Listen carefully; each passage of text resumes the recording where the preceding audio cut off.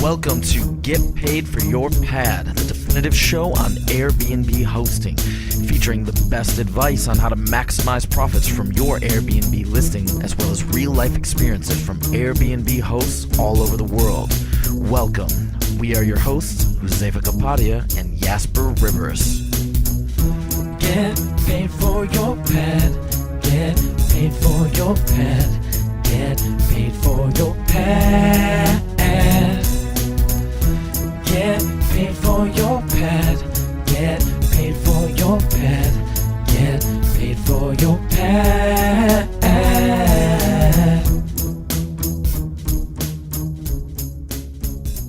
Don't wait for the day after check-in to get paid. Visit payfully.co to learn how to get paid months in advance for your upcoming bookings on Airbnb, VRBO and other platforms. That's payfully.co. Welcome everyone, the first episode of Get Paid for Your Pad in 2018. I welcome today Glenn Carter, the head of marketing of Hostfully. Glenn, how are you doing? I'm good, Jasper. Did you have a good New Year's? It was super fun. It was super busy. It was a little bit crazy. First, I flew from Asia to Ireland, where I celebrated Christmas with my brother and my mother, and I was staying at a really amazing Airbnb, an old Irish cottage house. It was extremely beautiful. I'm going to interview the host that I was staying with, and she has a really interesting story, so I'm really excited to interview her. Then I flew back to Amsterdam, and the next day I went to Paris for a wedding, and that lasted for 2 nights. And then I had to rush back to Amsterdam to celebrate New Year here with my friends, and then we kind of extended the party into the next day a bit. So it's been super fun, but it definitely took a few days for me to recover from everything. Oh wow, that sounds pretty busy. We took the kids down to Disney, so not a whole lot of partying, but it sounds like it was just as busy as you. How was Disneyland? I've never been there. Oh, it was great. It's Disney World, I believe that's the Orlando one. We took the kids to Disney and Animal Kingdom and Universal Studios so they could go see the Harry Potter exhibit, and we were down there for a week. We had just a great time. Unfortunately, the weather was a little chilly, and if anyone's seeing in the news that the East Coast from Florida all the way up to Maine is getting this huge winter blast, and we actually arrived back yesterday. We drove from Florida up to Canada, and we had a huge snowstorm in Georgia. It was the first time they had gotten a snowstorm in 3 decades, and figures that a couple Canadians hit the snowstorm in Georgia, so we were delayed about a day on the road. Wow, how many days is it from Florida to Canada? It's about a 21-hour drive if you don't run into any traffic or accidents, but it took us about 30 with the snowstorm, because they're not well equipped in Georgia for snow. So right. It was pretty much just shut down across the state. So it was a rough go, but we had a great time, and we came back to minus 35 here in Canada, so Celsius. So we're freezing. Nice. Well, it's not that cold in Amsterdam, but I heard in Florida it's snowing for the first time in I don't know how many decades as well. Is it? Yeah, it's just crazy there. And even when we were down there, it was pretty chilly. Like, we were wearing our coats to Disney and around Orlando, and it was just our luck. We leave Canada to escape the cold, and then we get snowed in Florida and Georgia. So. And did you stay at an Airbnb in Florida? We did, yeah. We stayed at an Airbnb in Davenport, which is about 8 miles from Disney. It's a lot of Brits own there, and actually we used to own an Airbnb in Davenport. We love it. It's a small little community. We love it, and it was a great. I mean, all the homes in the area are pretty similar. 4 bedrooms. They have an in-ground pool that's covered. So on your days off from Disney, you can sort of relax around the pool. So it was fantastic. Yeah, and I know all about your the Airbnb listing that you used to have, because I'm writing a book on Airbnb investing, and Glenn is going to be one of the people that's going to be featured in the book. So everybody who wants to hear about Glenn's experience, it's coming up. Any further details on the book, Jasper? I'm really looking forward to reading it. Yeah, no, I'm still working on it. It's it's when you write a book, it always takes longer than you think it would. Yeah, I know the feeling. Because you don't want. I just want to make it the best possible. So there's, it always takes a long time before you feel like, okay, now it's really done. But you don't, and at the same time, you also at some point you just have to ship it, because it's never Yeah, perfect. exactly. But I definitely know the feeling when you're almost done and then something new comes up that you really want to include because it's going to be very valuable to the readers, and then you sort of get in this spiral where it's never finished. You got to have a cutoff at some point. Exactly, yeah. And I need to get it edited as well and proofread and all that kind of stuff. So I think it'll be, either May or maybe June is what I'm hoping for right now. All right. Well, I know a lot of people are looking forward to it. So awesome. Well, let's get into the news. There hasn't been a lot of news about Airbnb because obviously, with the Christmas and the holidays, there's not that much going on. But there is something really interesting that I found. I was reading an article on Forbes, and it's written by Seth Porges, who's actually been on the podcast before. He's an Airbnb host in New York. He's been doing it since 2010. He was one of the early adopters. And if you want to listen to his story, you can do so. It's episode number 68. It's about 2.5 years ago. Anyway, he writes a lot about Airbnb. He often has a lot of good articles. And he's writing about a Google Chrome extension that allows you to see the real price of an Airbnb listing. So if you're booking an Airbnb, you see the nightly price, but then if you fill in the dates and you fill in the amount of people and stuff, then it always kind of updates. And the price often is a little bit different from what you first see. And so there's this Chrome extension that you can use to see the real price, the true cost of an Airbnb rental. So it's the Airbnb cost per night corrector. That's the browser extension. It's also available on Firefox. But more interestingly, in the same article, he refers to another Chrome extension that's called AirReview. And I don't think we've talked about this a lot on the podcast. I vaguely remember seeing this a long time ago, but I did want to mention it because it's such a useful extension. Basically what it does is it allows you to see the reviews that a guest has left for past stays. So if you go to a profile page of an Airbnb user, you can see the reviews that the guest has left for you can see the reviews that the other hosts have left for your guest, but you can't see the reviews that the guest has left for the host. And these are really interesting to see because from reading those reviews, you can kind of figure out, what's important for the guest. Is this somebody who's very picky? What are the things that the guest has complained about in the past?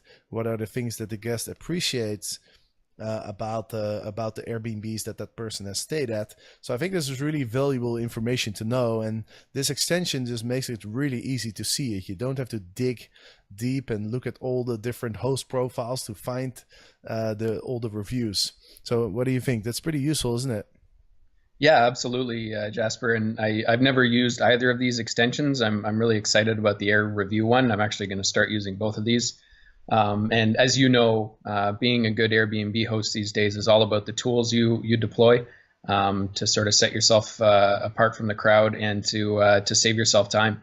I think this is absolutely a great tool. I don't have a whole lot much to add. I think the only downside of the cost estimator was that you have to actually go into the listing, and I think the author was saying it'd be nice to sort of have that on the results page. But I wouldn't be surprised if I know Airbnb is all about user experience, so they might be a little apprehensive about putting a higher price, which includes all the fees, because I'm not sure, but do your fees depend on a few variables? If you have more guests or if you require certain extra things. So I think it's a great initiative, and I'm particularly interested in the AirReview because you're absolutely right. As a host, you want to know as many details about the guest as possible so you can make their stay a memorable one. Yeah, I think it's specifically useful for those hosts who find it challenging to deal with, the more picky guests. It's interesting because I was looking at one of the Facebook groups, and there was a poll, and the question was, what do you struggle with most as an Airbnb host?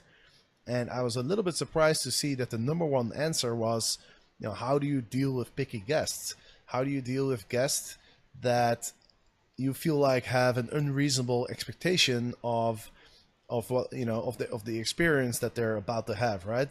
The guests that are expecting a 5-star hotel experience, and if there's only a slight minor little issue, then they get really upset. So a lot of Airbnb hosts struggle, and that's quite understandable, of course. But for those people, I think AirReview is a really useful extension, because you can really kind of filter out those guests who are really picky. And also, if you're trying to get the superhost status, then you might want to do a little bit of due diligence before you accept the booking request. Yeah, and I can definitely attest to the whole difficult guest thing. I've dealt with a few in my day, and yeah, there's nothing more frustrating than someone who's being unreasonable.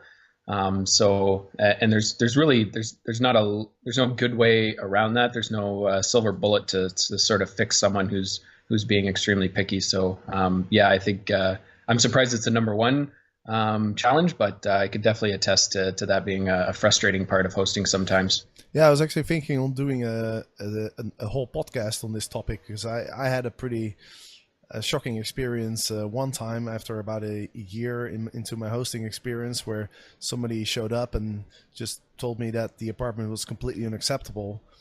So that was a good experience. How to kind of deal with that, and I still have all the emails, so I was going to do a podcast and just read out all the emails. It was a good learning lesson for myself, because I got a little bit defensive about it, and there's definitely it was a great learning lesson, and I think it will be useful for other people to kind of describe the whole thing and how I dealt with it, and how I felt about it, and so we'll do that in another episode. Airbnb has changed the way people rent forever, but actually getting paid is still a pain. That's where Payfully comes in. Payfully is a safe and secure way to get paid for your upcoming reservations within 24 hours of them being booked. Payfully deposits directly into your bank account, with funds typically available within 24 hours. Payfully works with all the major platforms: Airbnb, VRBO, Guesty, and others. They've helped thousands of hosts expand their business, cover unexpected expenses, and stabilize their income. Visit payfully.co for your first request free with code GPFYP. That's payfully.co, promo code GPFYP.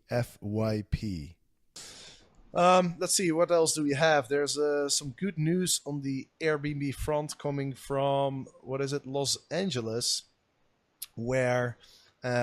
let's see, Airbnb won a lawsuit against one of the biggest apartment rental companies in the US, or what is it? One of the biggest residential management companies, right?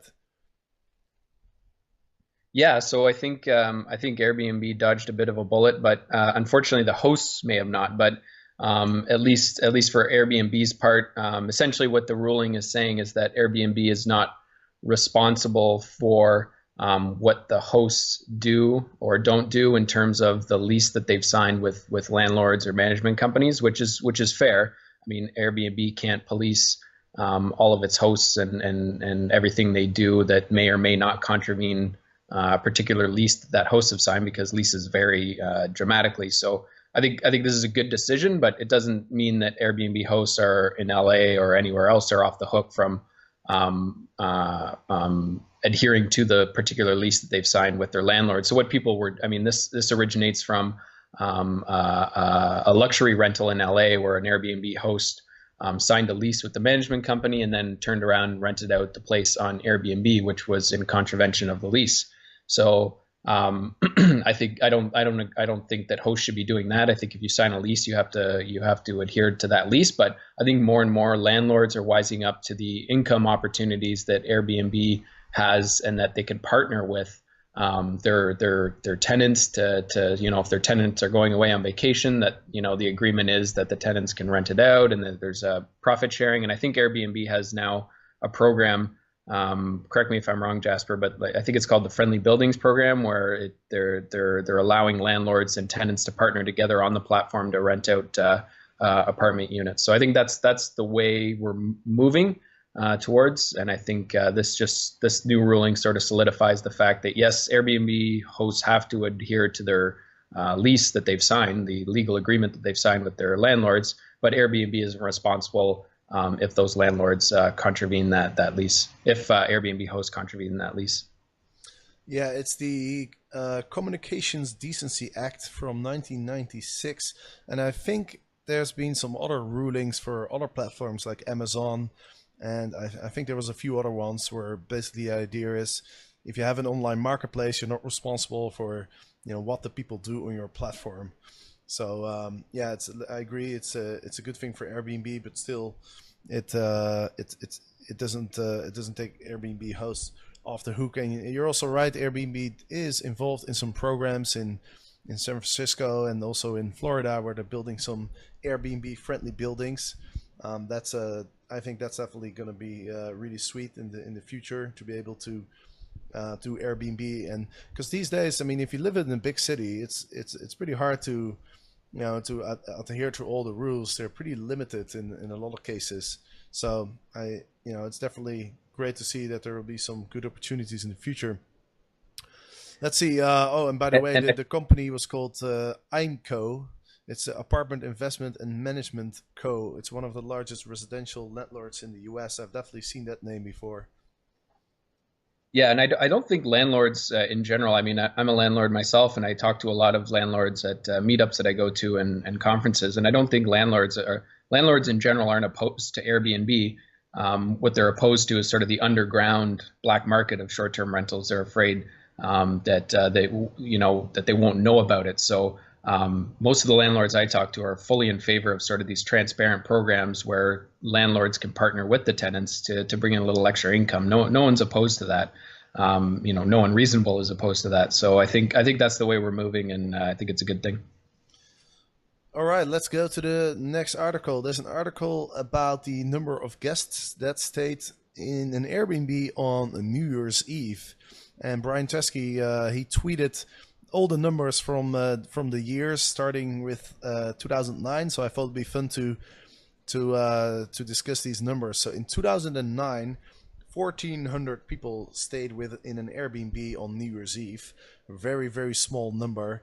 2010 it went up to 6,000. 2011 31,000. Then 2012 108. So about 3x there. 2013 250,000. And then 2014, 540,000. So that almost doubled. And then it doubled again to 2015, 1.1 million. Again in 2016, it doubled to 2 million. And then it went up 50% in 2017 because 3 million people stayed in an Airbnb on New Year's Eve. So a 50% increase from 2016. Not quite the 2x that we saw in previous years, but still a 50% growth, still very, very large number. Yes, absolutely. And I think this goes back to a conversation we had a few months ago where there was some of the oppositionists to Airbnb were saying that they were slowing down in their growth and all this kind of stuff. And if you compare, the growth from 2016 to 2017 from 2 million to 3 million to from 2009 to 2010, we're at sort of 600% or 500%. Yeah, the growth is slowing down, but Airbnb also hosted 3 million plus people over New Year's, so that's still growth, and it's still a lot of people, and I was one of them, so I'm happy to be a part of that tweet. Awesome. There's some other good news coming out of New York. Of course, we all know that New York is one of the cities that restricted Airbnb hosting the most. But now there's a lawmaker who wants to legalize Airbnb. It's a Republican from Hudson Valley who is introducing a bill to regulate home sharing and to update the law from 2011 that makes it illegal to rent an entire home or apartment for fewer than 30 days. The legislation is called the Multiple Dwelling Law, and he wants to update it. He says it's kind of a little bit outdated. We should make it a little bit easier for people to take advantage of the opportunities that that are on the Airbnb platform, and so that's good news. Hopefully the bill will get adapted. There's some opposition as well. I think there's Assemblywoman Linda Rosenthal, is probably a familiar name. I think she's one of Airbnb's top opponents, and she doesn't like it at all. So I don't know exactly how the whole legislation process goes in the US, but it'd be good to see this law passed. Yeah, I don't know much about that, but I applaud any lawmaker who tries to find a compromise in these sort of these platforms that allow people to make money from things that they already own. So I think that's we're moving there anyway, and people are going to do it. Let's not drive them underground. Let's bring them out into the mainstream and work with them. Absolutely, and there's something going on in here in my hometown of Amsterdam, where I am staying right now. Amsterdam has cracked down on Airbnb listings over the last few years. You can't rent out for more than 60 days, and you also have to register with the local authorities now. You have to let them know exactly when are you renting out. And I think so far the enforcement it's been getting stricter and stricter. They're really putting an emphasis on the enforcement. And officials in Amsterdam now have a New Year's resolution that they want to stick to, and the resolution is cracking down on the estimated 6,000 Airbnb rentals in the city that are still violating the rules. So these rentals they're renting out they're either not reporting the nights that are renting out, or they're saying that they're renting out for more than 60 days per year. Although I don't know exactly how that's possible, because on Airbnb the platform actually restricts the amount of nights that you rent out. So after 60 days you're done. You can't actually accept any more bookings. So I don't know if they got the data from other platforms. The local government here is working together with somebody from a website called Inside Airbnb, which is run by I think he calls himself a data activist. His name is Murray Cox, and he has lots of data, and he's very anti-sharing economy, and so he kind of helps the local authorities to get data and sort of to find people who are not adhering to the rules. So if you're hosting an Airbnb in Amsterdam, you definitely want to be aware that the enforcement is gonna get a little bit stricter in the coming months. Yeah, I'm not familiar with the local laws in Amsterdam, but presumably an Airbnb host could max out their 60 days on the platform and then jump to other platforms to fill up the space, and it would be hard for authorities to track that, would it not? Yeah, absolutely. It would definitely be very hard. I don't think they can really do much about it, but also it's kind of unfair. But in Amsterdam, Airbnb is being really restricted, but they're not really looking at any of the other platforms. But a platform like Booking.com has almost the same amount of listings as Airbnb, I believe. So and there's of course there's HomeAway as well. They're not as big as Airbnb, but definitely Booking.com is. So it's at least it would be fair if they would treat all the platforms equally. And what do they classify as short term? Is that anything less than 30 days or less than 3 months? What's the? I believe it's less than 30 days. So if you've rented out for 60 days, you should still be able to do more than 30 days. Although I don't know how that works, because I mean when I was still hosting in Amsterdam, after I hosted for 60 days, the calendar was just completely locked, so I couldn't even rent out for more than 30 days. All right, let's see, what else do we have? I don't think there was much else going on in the world of Airbnb over the Christmas days in New York. New York New Year's. My brain's still not working from all the crazy partying from a few days ago. Yeah, well, the news took a holiday break as well, so I think we can let it off easy for this episode. Awesome. Well, Glenn, thank you so much for joining me, and I hope you don't freeze to death there in cold Canada. I've got my hot coffee next to me and a couple layers, so we're all good up here. We're used to it. Awesome. All right. Well, thanks for joining me, and the listeners, of course, thanks for listening. And I want to wish everybody a very happy 2018. Lots of success with your Airbnb hosting business, and I look forward to making this podcast better in 2018 and to keep providing the best information out there.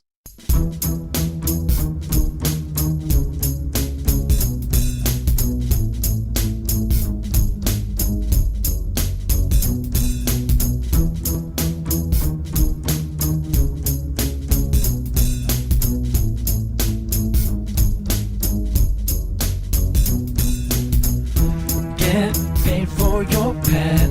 Get paid for your pet. Get paid for your pet. Get paid for your pet. Get paid for your pet. Get paid for your pet.